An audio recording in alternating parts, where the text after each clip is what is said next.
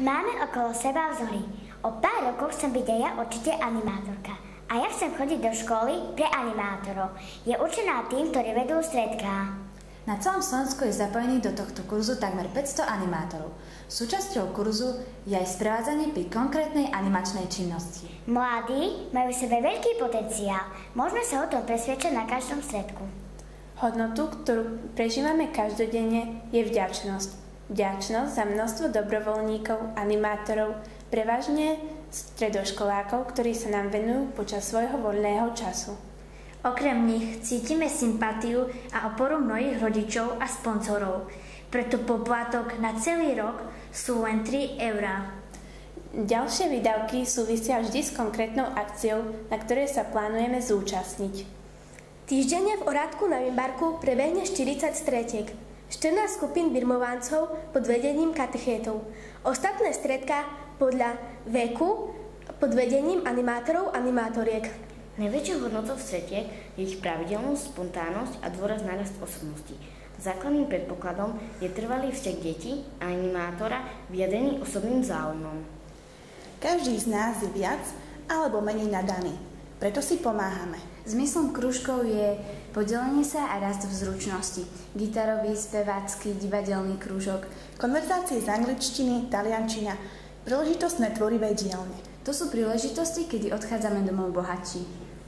Dobrodružstvo, zážitok, rozvoj telesnej zdatnosti, toto sú hodnoty, ktoré sledujeme rôznymi hrebeňovkami, výletmi na bicykloch, nočnými výstupmi a turistikou. Okrem spoločného zážitku často máme možnosť stiahnuť až na dno našich síl, fyzických aj psychických. V Radku je veľký priestor pre uplatnenie talentu. Netreba byť hviezdou, ale trpezlivosťou a cieľavedomým talentom sa dajú dokázať divy, ale nie. Väčšinou pripravujeme vystúpenia pre radosť zídených. Nepotrebujeme si nič dokazovať. Sme rádi, že sa na nás pozeráte, hoci nie sme žiadne prvihlásateľky. Jedna z najväčších hodnôt, ktorú zažívame v Orátku, je dôležitosť kvalitnej komunikácie. Niekedy je to kvôli organizovaniu, inokedy si túto hodnotu prenášame domov a častokrát aj do našich rovesníckych vzťahov.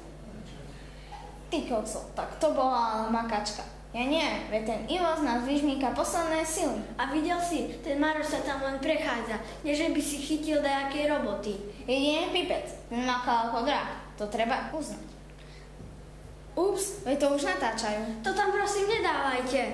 Aj vďaka manuálnej práci sa z nás stávajú kompletne rozvinuté osobnosti. Týždenným upratovaním si cibríme na vzťah k poriadku a stávame sa zodpovednejšími.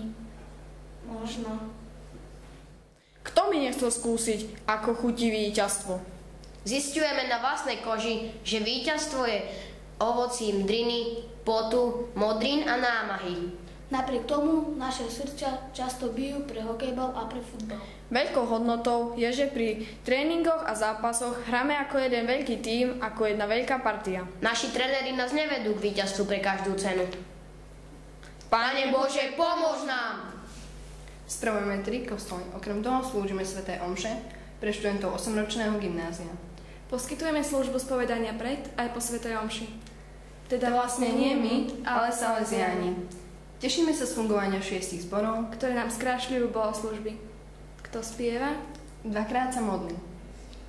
Na Slovensku salesiani pôsobia 85 rokov. V Bardejove sú od roku 1987.